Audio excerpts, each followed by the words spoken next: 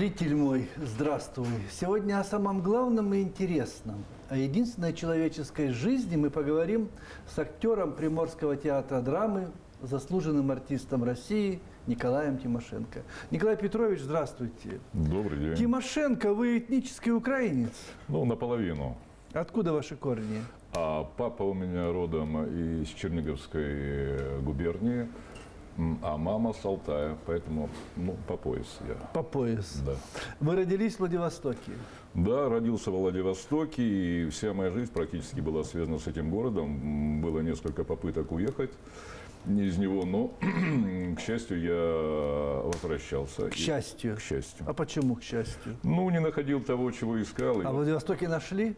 Или ищете то, что искали? Ну, это вопрос такой философский, риторический. Ищу, нахожу, теряю, нахожу, ищу. Ну, живу здесь. Но живу здесь, да. Тимошенко Николай Петрович.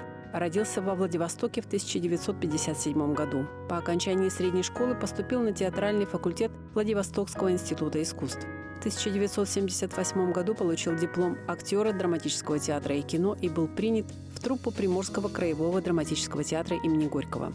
С 80 по 82 годы артист драматического театра в Комсомольске-на-Амуре.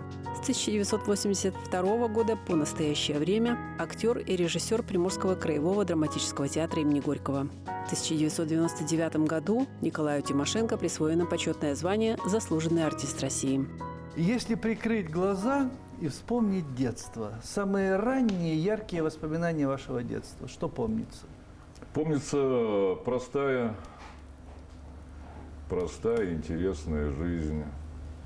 Мы жили в районе Второй речки, но, к сожалению, сейчас от того места, где я родился, рос, ничего не осталось. Поэтому все снесли и все поменялось? Да, и мне некуда прийти, сесть, встретить, поговорить. Так, какие-то знаки. Может быть, вот это дерево росло, когда я был маленьким здесь, может быть. А так все смело время. А каким Коля Тимошенко был маленьким? Да, вы знаете, трудно сказать о себе, каким я был в детстве. Послушным, хулиганистым, Нет, книжным? не хулиганистым, нет. Скорее всего, послушным, застенчивым. Не любил я ни футбол, ни хоккей. Любил слушать радио, любил слушать пластинки, любил петь потом. Уже как бы услышав то, пытался все это исполнить. Вот это я помню. А что слушали? Радио тогда это же было окно в мир, образно говоря. Оно, наверное, образовывало, оно развивало. Да, согласен с вами. По телевизору достаточно неинтересные были программы. Я помню, было такое засилие народных, танцев, песен, всех, так сказать, республик. А по радио я слышал то, что вот мне хотелось слышать. То есть, конечно, Магомаев, Ободзинский, Кристалинская. Их много было замечательных советских певцов. Жду, что скажете театр у микрофона. Нет. Не слушали? Нет. Удивительно. Я думал, слушали. Нет. Не буду лукавить, не слушал. А почему артист случился? Не знаю почему. Я помню, что в школе меня часто эксплуатировали на чтениях. Такие были чтения, да, там школьное чтение, потом какие-то районные, там еще. И в силу того, что смотры, конкурсы, художественная самодеятельность. Да, у меня в силу того, что голос был уже к тому времени достаточно низкий, меня, пробовали как чтеца, допустим, Маяковского. И вот я почему-то соглашался. Я не любил это, но я почему-то соглашался. И потом, когда я закончил школу, проблема выбора профессии, она стояла передо мной, но не очень вот так жестко и резко. А получилось так, что мы с товарищем пошли в политинститут, политех, и надо было взять, квитки какие-то были, для заполнения. На тот момент их не оказалось. И мы пошли дальше. И мы идем, и я вижу институт искусств, о существовании которого я и не подозревал. Мы зашли, и там, как сейчас, вижу парень, стоит на первом этаже, и там он что-то пишет. Я говорю: привет, ты что делаешь? Да вот заполняю это на театральный факультет. Я говорю: откуда ты? Говорит: я из Дальнегорска. Я посмотрел и думаю, ну, а, собственно говоря, а что мне мешает взять эту анкету, заполнить? Я так и сделал, и потом уже пришел, и с удивлением я стал читать вот первый тур, второй тур, третий тур. И потом, когда я третий тур сдал, ко мне подошла замечательный педагог Галина Федоровна Бакшеева. Она сказала, откройте рот. Я открыл рот, она там что-то посмотрела, говорит, все хорошо. И я тогда понял, что меня примут. Возьмут. Вот театр, в который вы пришли, и театр сегодня. Это два разных театра. Я не имею в виду там театр имени Горького, наш Приморский, а вообще как институт театра. Да вот, понимаете, хотелось бы по большому счету, чтобы театр как институция не менялась бы. Мне кажется, что вот те задачи, которые там ставятся театром или должны ставиться театром, мне кажется, они должны быть как бы такими основополагающими. А время, конечно, оно диктует и формы, и содержание спектаклей, которые идут сейчас, и драматургия другая. Ну, как бы время, оно как бы не будет другого времени, не будет другой драматургии, так ведь, как и пьесы, и актеров. Но как бы вот в основе, это краеугольным камнем, я думаю, что театр должен оставаться вот это вот как замком, построенным не на песке, но На чем? на скале. На скале? Да. И не должен меняться, по большому счету. По большому, в основе сути своей. в основе нет. А что бы вам хотелось взять из того театра 70-х годов, 80-х годов, в котором вы начинали, в сегодняшний театр? На мой взгляд, актеры, они по-другому относились к профессии. Не все, я не буду сейчас огульно говорить, но в основе, мне кажется, была вот такая вот, за что я не всегда любил эту профессию, и актеров, которые вот видели в профессии актера смысл своей жизни, понимаете? Раньше это очень часто присутствовало во многих актерах и актрисах. Я никогда этой точки зрения не придерживался. Но вот это было очень ценно. А сейчас что? Время денег, надо зарабатывать, надо где-то... Это всегда было. У актеров денег практически никогда не было. Они работали где-то там, но неважно. Елки, утренники. Да, это как бы это святая история, да. Но назовите это трепетом профессиональным, трепетом. Вот мне кажется, что вот это уходит. Трепета поубавилось. Уходит, да. Жизнь размывает. Николай Петрович, но мне кажется, что вокруг вашей актерской профессии очень много пафоса.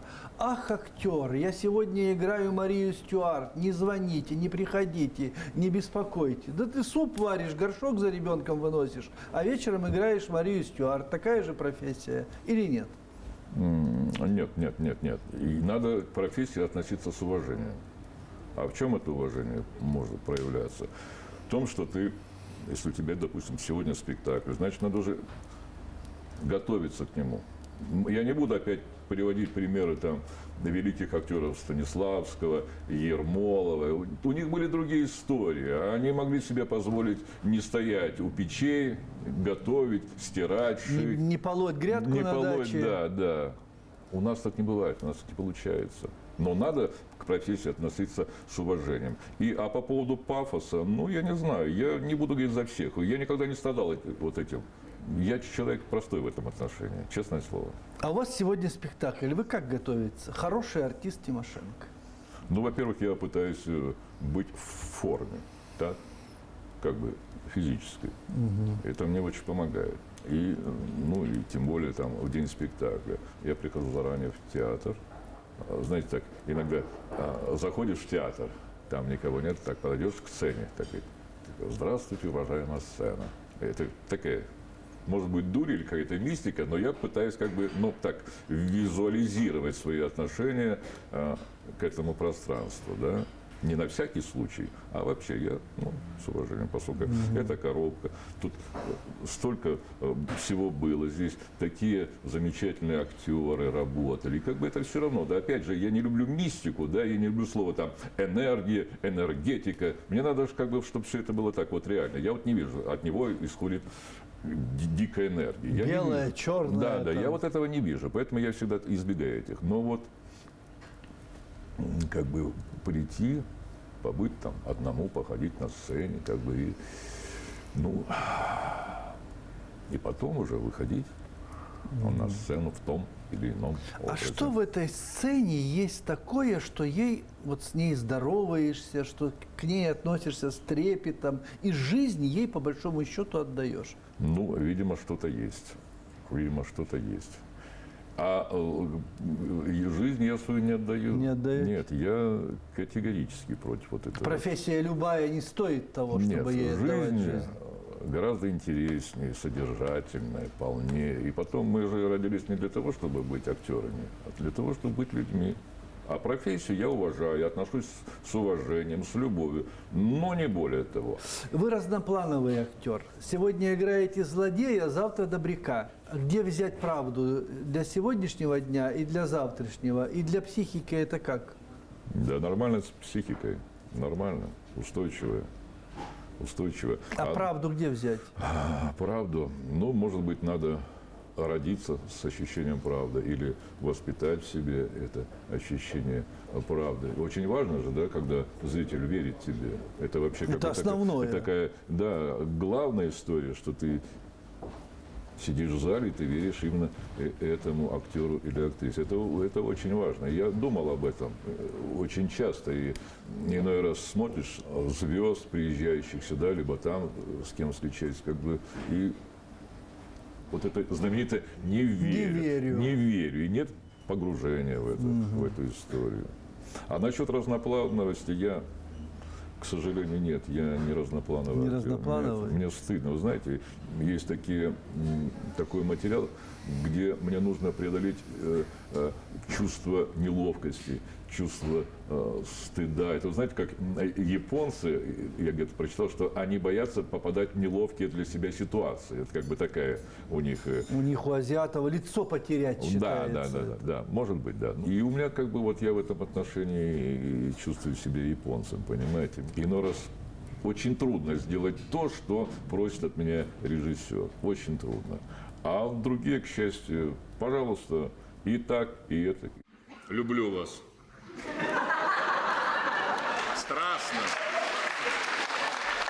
Бешено. С тех пор, как я вас увидел, я понял, для чего я живу. Любить вас, но в то же время не обладать вами – это просто пытка. Инквизиция. А вы стеснительный человек Я в стеснительный сути человек. своей. Я стеснительный. Вы большую часть жизни работаете с одним режиссером, с Да. Ефимом Звеняцким. Да. Что есть у Звеняцкого такое, как совпали шестеренки ваших душ, что вы работаете столько лет? Да, мы работаем уже много лет. Я к нему поехал в Комсомольск-на-Амуре после того, как я отслужил. И там 2 года мы с ним работали. Потом я уехал сюда обратно. И потом Ефим Семенович с актерами, моими друзьями, приехали же сюда. И вот уже много лет.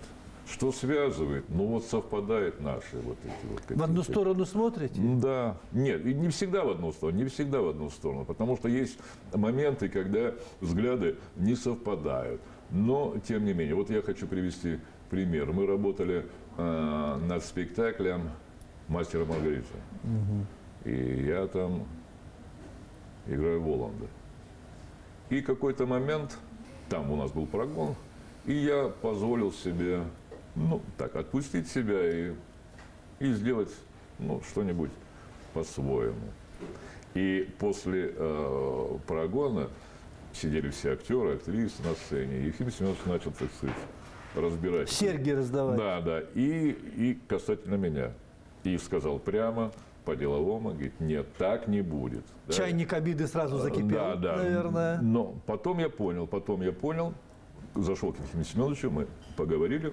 Но чем мне было труднее на репетициях, да, тем мне стало легче, интереснее, свободнее уже на спектакле. И сейчас для меня этот спектакль, если не самый интересный для работы, то один из самых. Я там для себя вот ощутил эту свободу, но свободу уже вот в заданных рамках, понимаете? Не туда, а вот здесь свобода, в этом пространстве. И я жду этого спектакля, я очень волнуюсь, я прихожу заранее, и это, но от этого спектакля я получаю огромное удовольствие. За что вы благодарны своим родителям, Николай Петрович? За то, что они были честными, простыми, бесхитростными людьми, что очень любили меня, что отец никогда меня не тронул пальцем. И за то, что они гордились тем, что я стал актером. И до последних дней они гордились этим. И я когда приезжал к ним в гости, и они рассказывали, вот, а соседка там по дому, да, говорит, вот мы видели его по телевизору, там, а это, им это было очень, крайне приятно. Они ходили на ваши спектакли? Нет, никогда. Никакого отношения к театру. Никакого. Ну, как зрители. Неужели было неинтересно сына посмотреть на Ну, они сцене? другого склада были люди. Они были простые. Нет, никогда не ходили. А чем они занимались по жизни? Ну, они вот уже в последнее время на пенсии. Вот по поводу детства, вы знаете, достаточно, я не скажу, что у меня было такое трудное детство, но оно было связано с ограничениями материальными, понимаете? Но я думаю, там многие так жили. Многие. У нас была там небольшая квартира, где все вместе жили. А папа был плотником от Бога. Ну, вообще папа был, он мог делать все, что угодно. У него были золотые руки. Но потом у него предоставилась возможность, он пошел в китобои. По блату его устроили. И сразу уровень жизни наш поднялся. И он ходил, по-моему, 20 путин. Ходил, а потом ушел на пенсию. Ну, и так уже. О чем вы думаете, когда приходите к ним на могилу? Ни о чем не думаю. Я просто здороваюсь, сижу. Ну, если мы приезжаем, так помянем, выпьем, уберем могилку. Они вместе у нас похоронены. Не знаю, мысленно я не разговариваю никогда, не веду мысленных разговоров. Нет, для меня эта вещь непонятная. А ваши слезы близко, Николай Петрович? Да, можете близко, очень близко. От чего очень можете заплакать? От всего, я очень сентиментальный человек. Очень, вы знаете, в плане профессии это хорошо, потому что я вот там со студентами, когда занимался, говорю, надо вот заплакать. Они говорят, а как? А я не умею. Я говорю, ну это актерская техника, это плюс, а во-вторых, это просто, ну как это вот, ну вот, у меня слезы близко. Я могу как заплакать? Ну, как? Когда не надо, не хочется. Надо учиться. Надо что-то вспомнить. Надо учиться. Я не знаю. Да, надо вспомнить что-то хорошее или что-то плохое. Но засмеяться всегда труднее, чем заплакать. Правда? Да, честное слово, да. Вы сегодня преподаете? Нет, я ушел. Почему? Потому что то время, которое я проводил там, оно несоизмеримо с теми зарплатами, которые мы там получаем. С теми затратами, которые там... Да. Меня это обижало, оскорбляло по-человечески, профессионально. Что у сегодняшней молодежи есть то, чего не было у вашего поколения? Да, я думаю, что сейчас у молодежи все есть, чего у нашего поколения не было. Я не про материальную сторону. Я могу только судить о молодежи по своим детям. Сколько у вас детей? 3. Ну вот, допустим, у меня сын, он подвержен вот этим, Гаджетом. Но при том, при всем, книг он не читает. Ну, видимо, как программные книги он читает там, что ли. Но я, когда он маленький был, я читал ему свои любимые книги. И он под них засыпал, и то хорошо. Но к чему я говорю? Что он все время там в каких-то там сетях находится. Но как только я с ним начинаю заговаривать о вещах каких-то простых, жизненных, с ним интересно говорить, вы понимаете. Я думаю, откуда? Ну, это понятно. Если бы я читал книги, да, я как бы из книг это черпал. А так откуда? Я думаю, ну ладно, не читает, но все равно он может поддержать разговор. Он интересен, понимаете? Интересен, неоднозначен, глубок, до определенных степени. Это все индивидуально, я думаю. Во все времена были и будут такие люди. Может быть, да. Как глубокие... Я уже как бы не отчасти, ладно, говорит. Гаджеты так гаджеты, но тем не менее от этого хуже не становится. Вопрос такой задам, Николай Петрович. Вы думаете о смерти? Сейчас, да. Последние годы, да. Я связываю это с тем, что я становлюсь старше. И поэтому, ну, если не каждый день, но очень часто я уже думаю над этим. Она страшит? Да вы знаете, когда страшит, когда не очень страшит. Не страшит, как в каких случаях? Потому что родители, многие друзья, отличные люди, они уже там. И уже как-то уже не так страшно. Небесная трупа хорошая уже там собирается. Может быть. Уже как-то думаешь, ну, и до тебя люди уходили. Я и про своих близких, знакомых. Я И понимаю. поэтому как-то уже... А вы думаете, там за чертой что-то или кто-то есть? Я хотел бы, чтобы там и что-то было, и кто-то был. Я просто иной раз думаю, а вот ушедшие, чем они там занимаются вообще, как они там живут, как это вообще, в какой форме все это, что там, или их нет там, как бы физически нет, но все теряет смысл, если, допустим, человек ушел в миры иные, и если, мне кажется, что очень важно сохранить собственную память, чтобы ты понимал, чтобы ты сравнивал, вот сейчас я там, а был я здесь, чтобы у тебя была возможность идентифицировать себя. А если ты туда уходишь как бы никем, и ты как бы не помнишь даже, что, кто ты такой, откуда, то я думаю, что это, ну, как бы не очень правильно. А для чего мы приходим в эту жизнь вообще? Ну, для чего? Вы задаете вопросы, над ответами которых надо думать. Подумайте, батенька. Да, но это процесс может затянуться. Ну вот как бы так вопрос, ответ вот сейчас вот он. Я думаю, может быть, для того, чтобы осознать. Мне вот кажется, в чем отличие вот человека, допустим, от других представителей животного мира. Мне кажется, что они не понимают, что это такое. Они не могут охватить всю эту историю целиком. Но им не дано это. А вот человеку, и пусть он в этом отношении как станет вот, венец творения, да, ему дано это. Что-то он понял. Вот мне кажется, что вот туда вот. Николай Петрович, а почему вы согласились прийти к нам на интервью? Вы потратили несколько часов времени, вам за это не заплатили денег. Не заплатите, а я Не думал, заплатим, к заплатите. сожалению. Я, может быть, расковырял какие-то вещи, которые вам не очень хотелось бы. Зачем вы пришли вообще?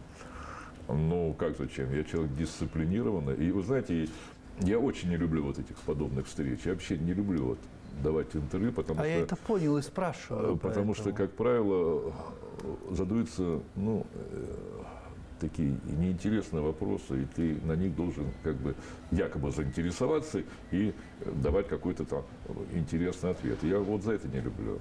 И поэтому говорю, не задавайте мне дурацких вопросов, я не буду вам давать дурацких ответов. Ну, пришел, ну, я пришел. И данная история, не буду лукавить, мне понравилась. Мне понравились вы, как собеседник. Мне понравилась съемочная группа, профессионалы, судя по сделанным мне замечаниям. Но вообще, мне все нравится на данном этапе. На комплиментах к себе не буду заканчивать. Последний вопрос. А чего хочется от этой жизни? Вы знаете, вот я думаю, на чем строится вот актерская вот история, вот все эти как бы пьесы. Вот если вот можно вот до атома разложить эту вот историю там драматургии, мне кажется, я, возможно, упрощаю, но я согласен, я где-то слышал, вот человеку плохо сейчас, а потом раз и хорошо, а потом раз и плохо. А потом раз и хорошо. И вот это бесконечной смене хорошо-плохо, вот и есть, мне кажется, это наша жизнь состоит. Мне хотелось бы, чтобы было хорошо и в жизни, и в профессии, и у всех. Спасибо. Вы были искренни, а наши камеры это рентген, они все видят. Детектор. Правда. Спасибо. Спасибо вам. Это был Николай Тимошенко. Мы говорили о самом главном и интересном, о жизни. Всем добра и здоровья, берегите себя и живите, пожалуйста, долго. До свидания.